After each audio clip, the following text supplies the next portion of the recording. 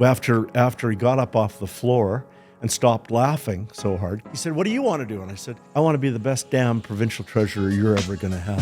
Former member of the Legislative Assembly of Alberta, named a member of the Order of Canada in 2015. Our chair of the Alberta Pension Plan Engagement Panel. From a political powerhouse to a boardroom legend. Anyways, I'd like to welcome you to the Matco Wealth Podcast. Obviously, we're very pleased to have you here. It's the Honourable Jim Dinning that's with us here today. And I know that you've had an unbelievable political and private career. I'm probably not going to do it justice because I think your political career was 1985. That's right, 86 actually. 86, sorry. Elected first time, appointed a cabinet right away, which was great. I had occupational health and safety, which was an intriguing file at the time. And then I was the Minister of Education for 4 years, 3 months, 7 days, and 2 hours. But who's counting? By the time I was done, everybody was glad I was done.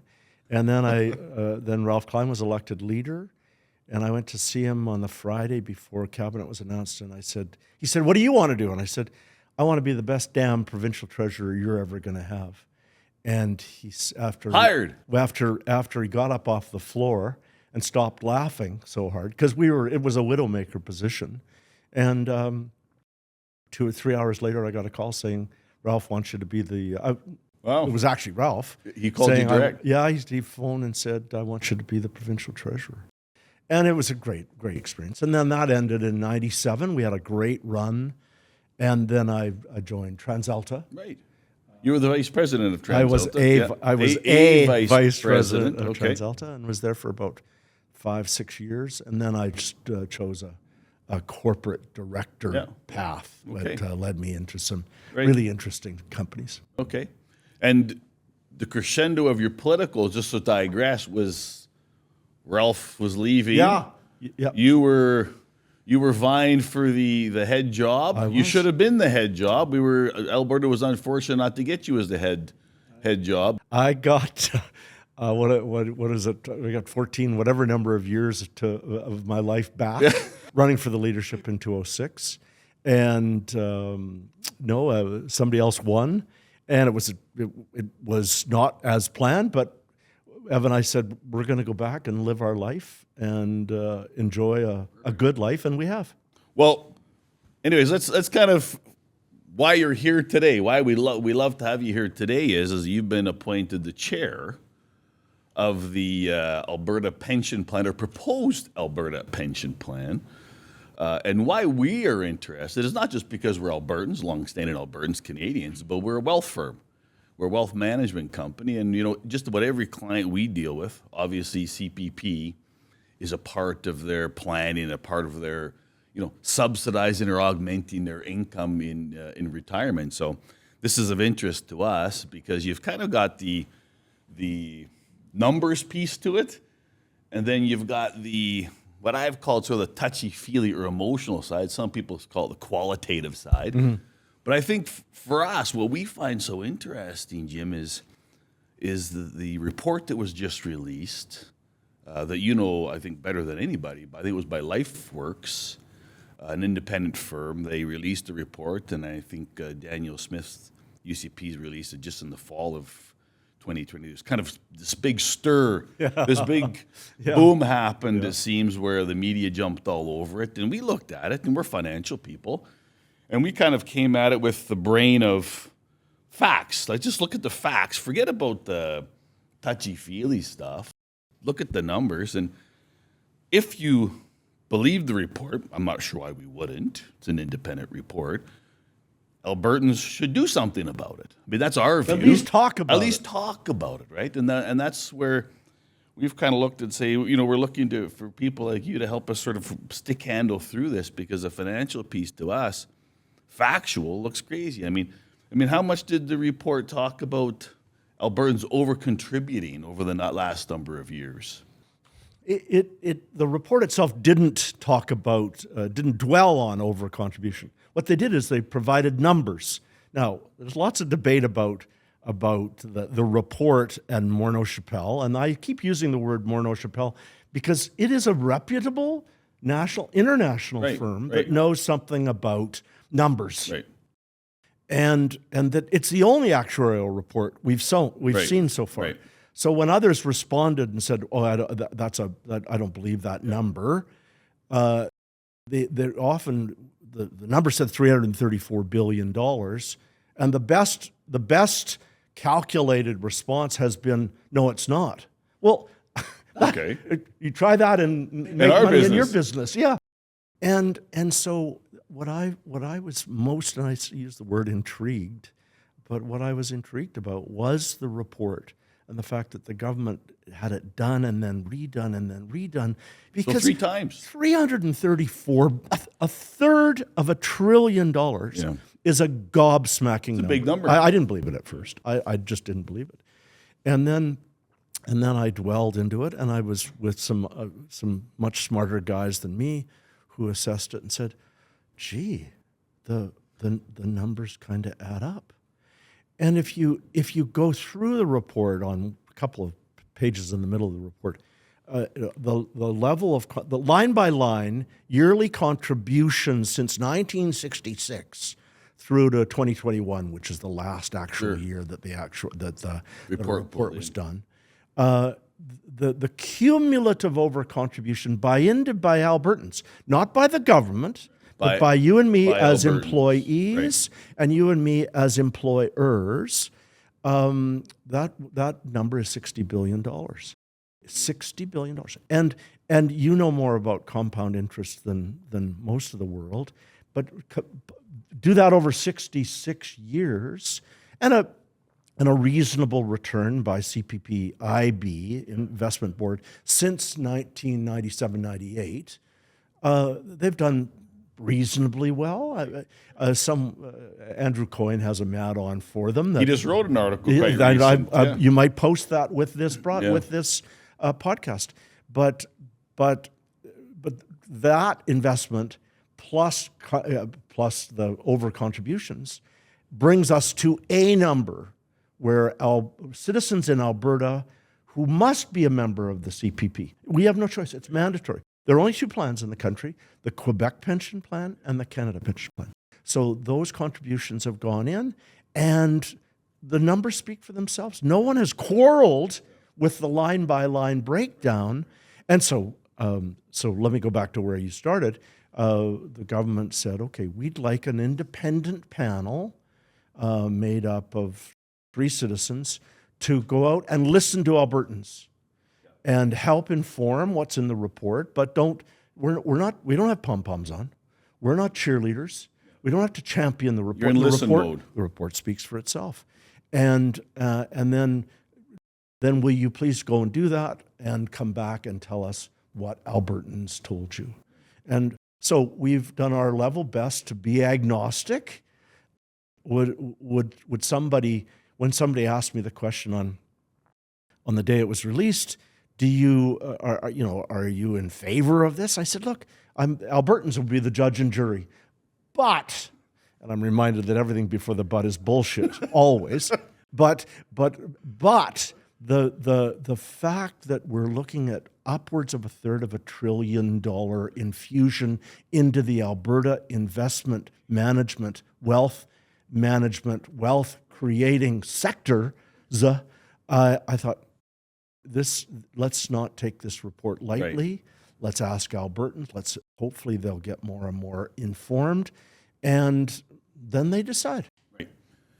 You said something that we kind of skipped over. I'd like to go back to the $60 billion. I don't want to necessarily dwell on that number, but yeah. but we'll dwell Go on ahead. the number. So, if you look at that number, let me bring it back to our business. In our business, 2 things never go away: fees and performance. Those never go away. No matter what you do with other services, fees and performance are a staple. And so why I'm sort of always a little bit confused when I listen to, or I read the paper and I listen to Alberta's more on the qualitative side, is that's real money for Albertans. So if you look at Albertans now, what's the maximum? Like $3,800 a year, I think, is the maximum That you pay. that you pay in. Yes, about that. About that. My numbers might be a little bit off, Yeah. but $3,800. So there was an article that I read subsequent to this that Albertans would save $2,800 per year out of $3,800 and get the same output, receive the same benefits. So why is that not resonating when we talk about fees and performance? Not everybody thinks of it in the terms that you're talking about, fees and performance. They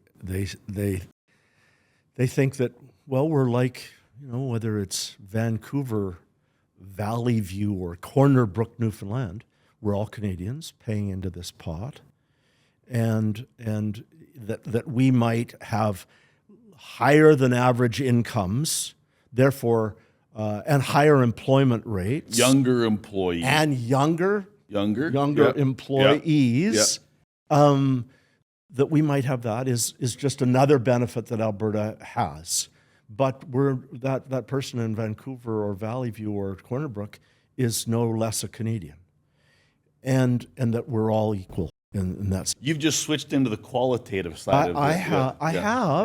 I have, but that's the response that we've heard from many people in Alberta who say, no, we're all Canadians. It's the Canada Pension Plan, but the lure of promising a reduction of, you said, upwards of $2,800 per employee's annual contribution to the plan, and an employer's matching contribution to the plan. That's a large, again, over a 40-year career. That's huge. Combined with compound interest, of course, that Matco could even compound and make even better for individuals. What we say too, yeah. That's the promotion. That's the plug. That's the plug. And no, but few citizens think that. You do, because it's part of your bread and butter. It's the financial piece. And that's what's hard for a lot. I think that's what's so divisive. That's what's hard for a lot of people to understand is people with the financial side say this is a no-brainer. Yeah. On the Canadian side, or the emotional side, goes back to your earlier conversation or your statement that we're all Canadians, so we just do this for the better of the good. I have a question. Sorry to interrupt. No, it's all right. So let's go back This may sound, I'm digressing, but it's a curious question that you would have more insight than myself.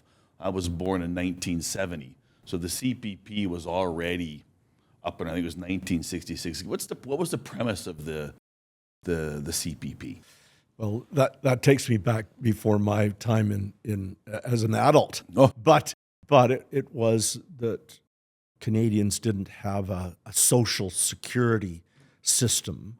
At that time, it was more welfare driven than savings driven, and so the plan back then was, look, we'll put in place a plan that will cover 25% of the average person's average income. 25%. So there was a number. That's what they used. And it's still anchored there today. Right. Okay. And that's why the YMPE, the yearly maximum pensionable earnings, is the number on which X percent of your paycheck and X percent of your employer matching that paycheck per year goes into your CPP fund.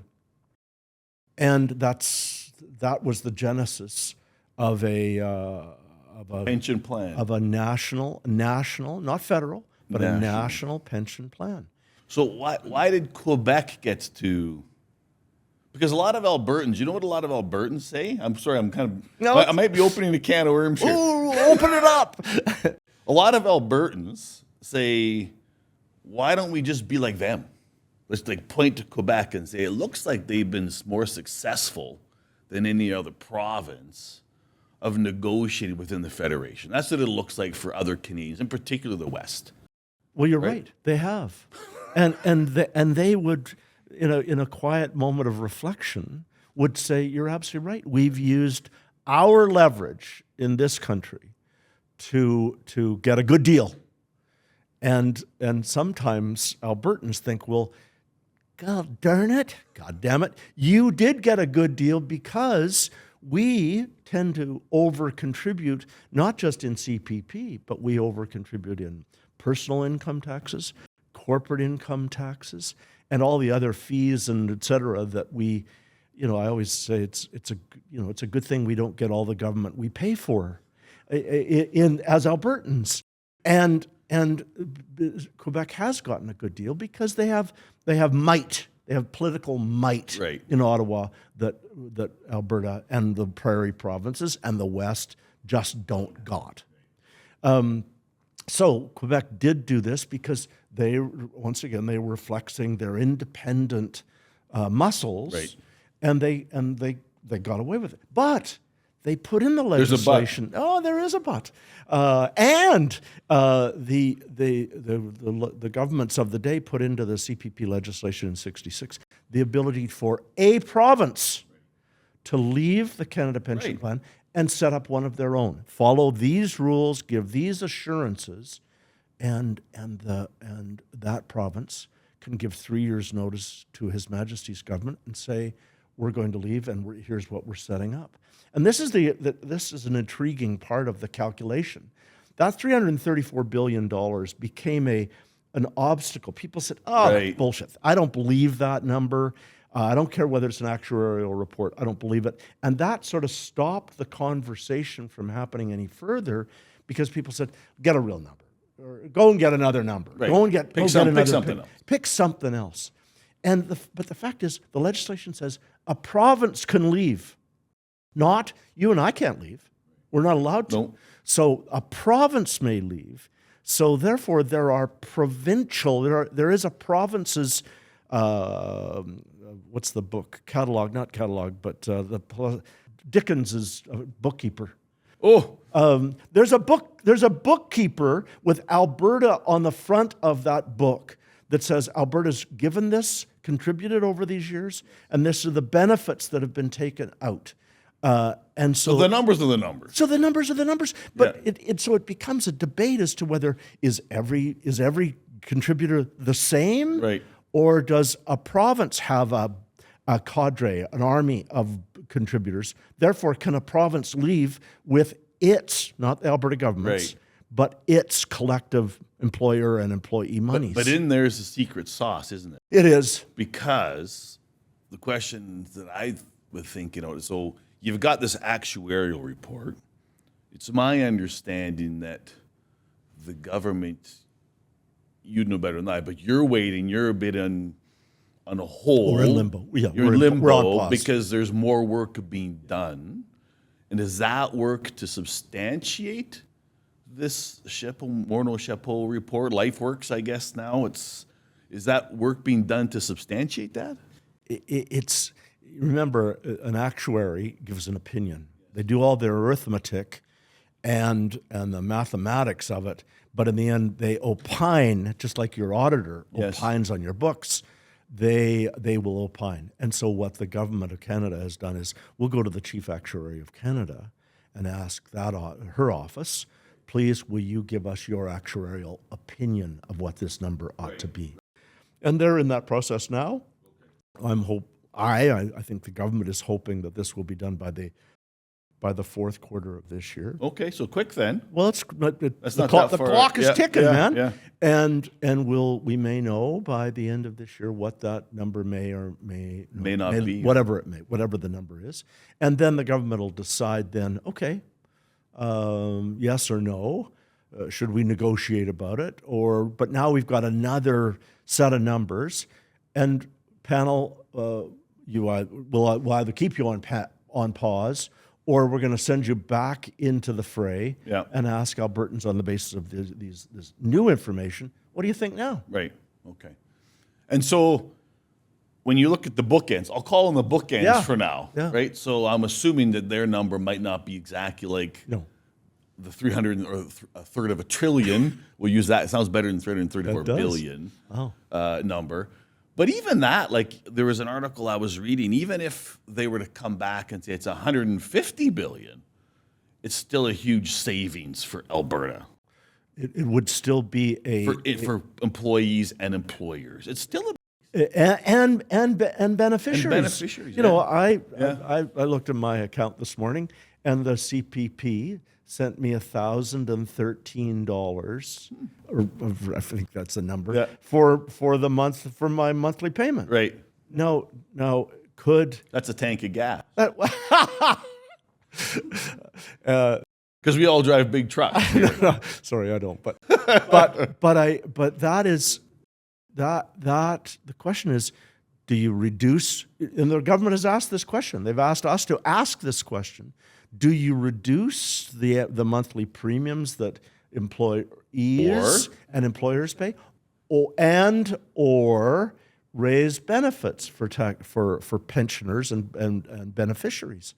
And so the answer was probably by, I think, about 60% of the respondents said, "Oh, Jack, increase pension benefits." Yeah, right. Because by and large, guys like you and your team here. My son, who's quite a bit younger, wouldn't agree with that. Well, no, he probably wouldn't, but he doesn't respond to questionnaires. No, that's the problem. You're right? working, and there are some of us fossils who have time on our hands to respond to interesting questions like that. Now, I won't deny there are some, you might be interested in this, there are some who've advised us that raising benefits could be an obstacle to greater mobility for people to move, because there's lots of migration, in migration, out migration. Sure, and that's part of the deal. You'd have to take all that into consideration. You absolutely have to do that.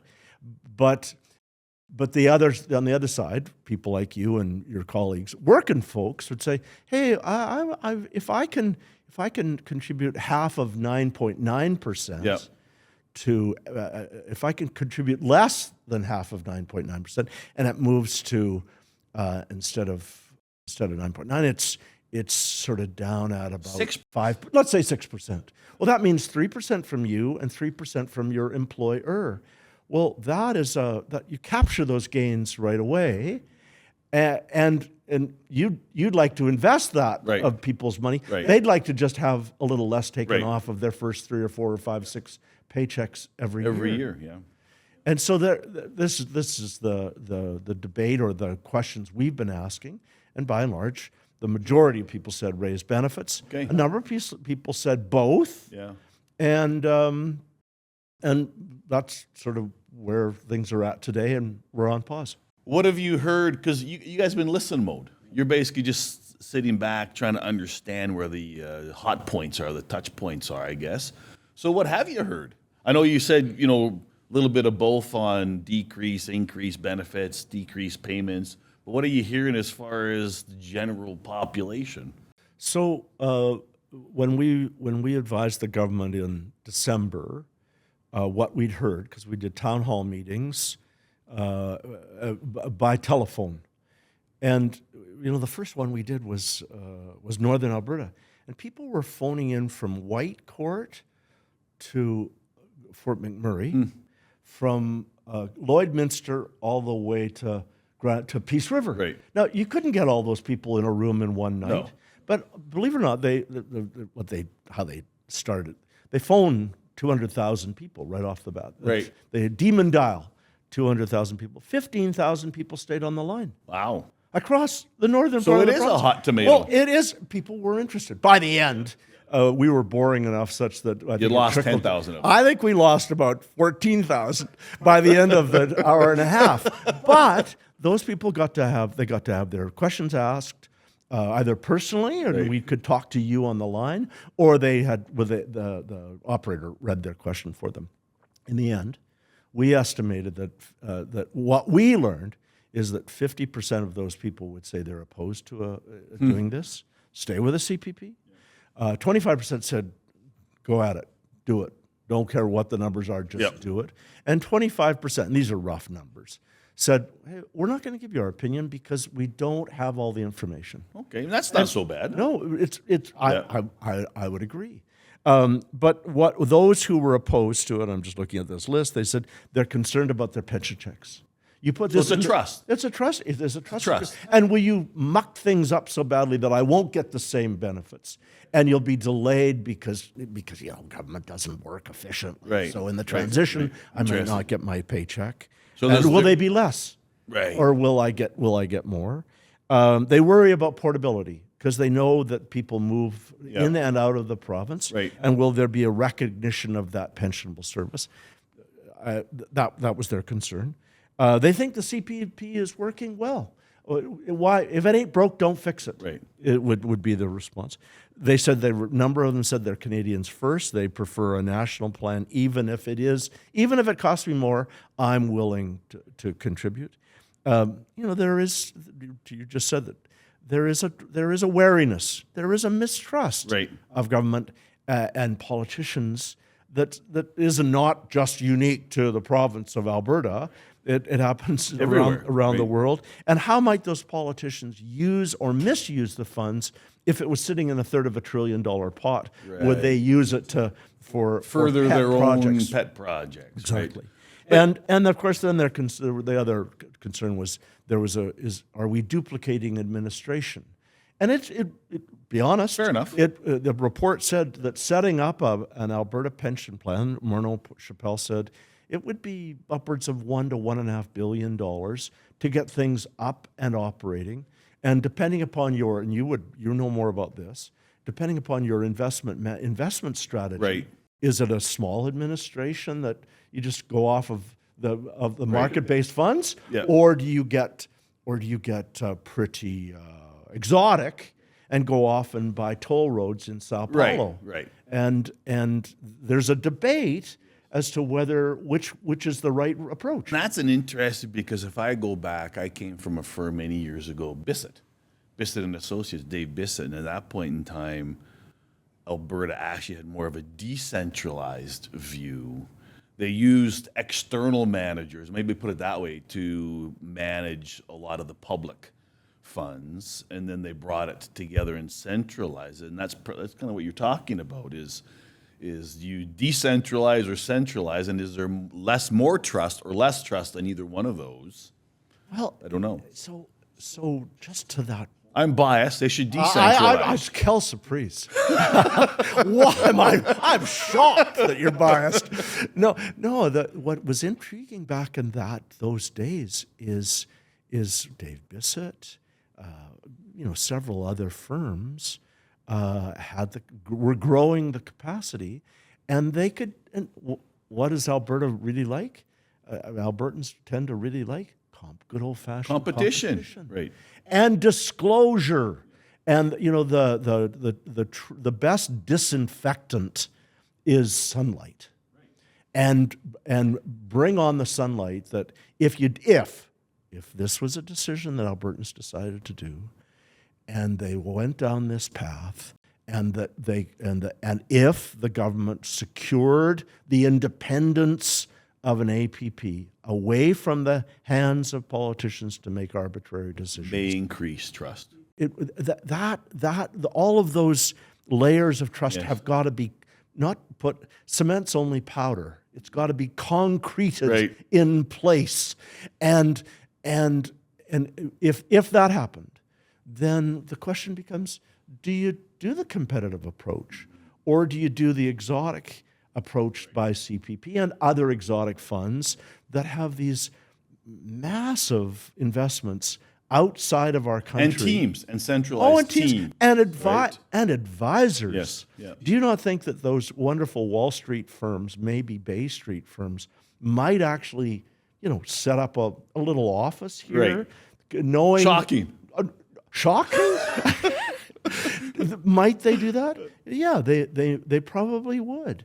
And again, that goes back to, frankly, a comment I made the day it was announced, that $1/3 trillion infusion into the investment management sector in Alberta is intriguing, and it's something that we Albertans need to have an adult conversation about. Right.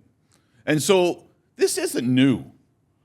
No. Right? Like, this isn't new. Like, I think Alberta has talked about, correct me if I'm wrong, but I think it goes back to the 90s.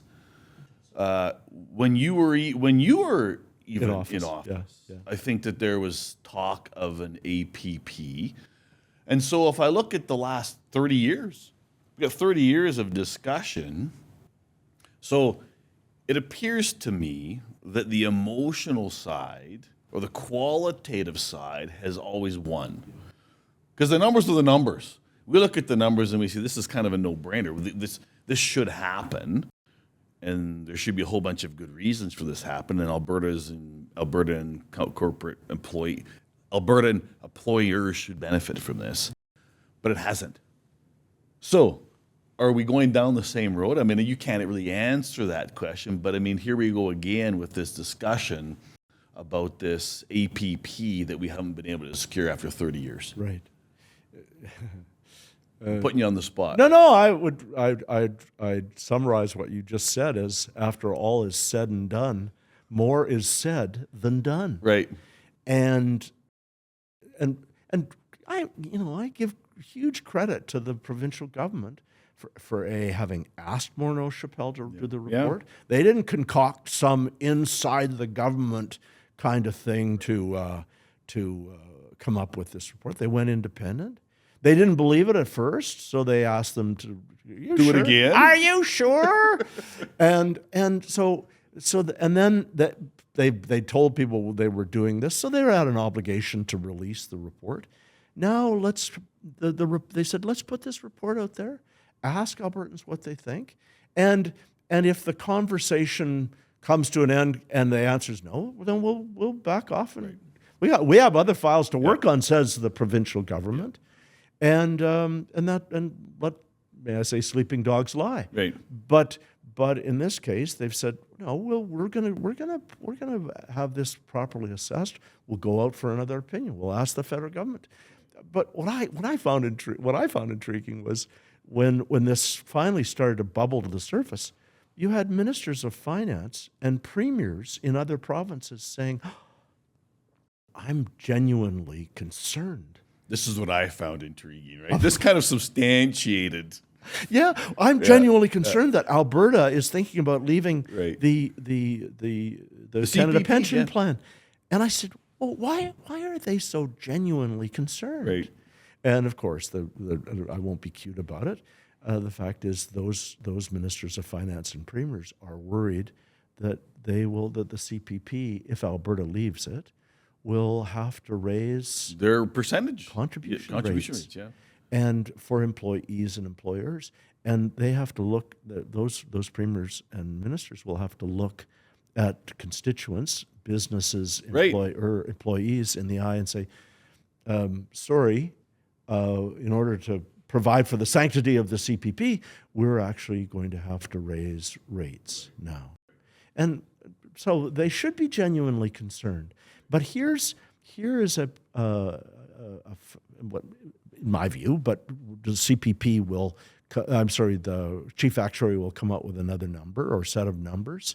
But this is evidence, Crown evidence number one, that says, gee, Albertans and Alberta workers and employers, gee, they seem to have over-contributed to the CPP such that they're not getting the same benefits that they paid for. Right. That's a great thing if it comes to that. Yeah. Right? Yeah. Right. The other thing is that I think that maybe, and I could be wrong, Bill 2. So I saw that as Albertans, you talk to people, because I've reached out. I talk to people. I always go to the emotional side. They always say, the Alberta government's going to ram this through. It's just going to happen. Nobody has a say. But how I understand it is Bill 2 actually says, no, you can't do that. There's going to be a referendum, and there's rules, and there's some governance in this Bill 2 that should build trust. But are we overlooking that, or maybe people are aware of this? Both. But there's a third leg to that stool. It's the Alberta legislature. It's politicians. Right. And you could change that legislation. It's not in the Constitution. Right. And legislation and law can be changed. Right. Written in cement until it's not. Yeah, written. Well, that's true. But as I was a reporter reminded me on the day it was released that I had actually opposed an APP. And we had a question about. I'm sure. We said, "Are you talking to Jim? Why don't you?" Was it? I think it was 1992. 97. He said, "You tell Jim." Stuff this. It's an about face. Stuff this paper down his throat, and that's exactly right. But as I said to Jason the day that he asked me that question, I said, the ability to change your mind shows that you have one, and I have changed my mind. Fair enough. On a bunch of things as I've gotten a little older and wiser, and this is one of them. The numbers speak for themselves, but my job is to listen to Albertans, hear what they have to say, and go back and tell the government what they say. We're probably more biased than you. I can tell you that. When we look at the numbers, like we grew up in the finance world, we look at it and we say we're nuts not to do it. We understand the Canadian piece, but if they're right, we shouldn't affect the other side. I mean, if it's not done fair, then there shouldn't be a problem on the other side. I mean, we know it's not quite that simple. I understand that. What's interesting, though, is that you talked about we, and I'm sitting impartially. You're not the we on the other side. Yeah. You're the we. Yeah. And we haven't heard from the we.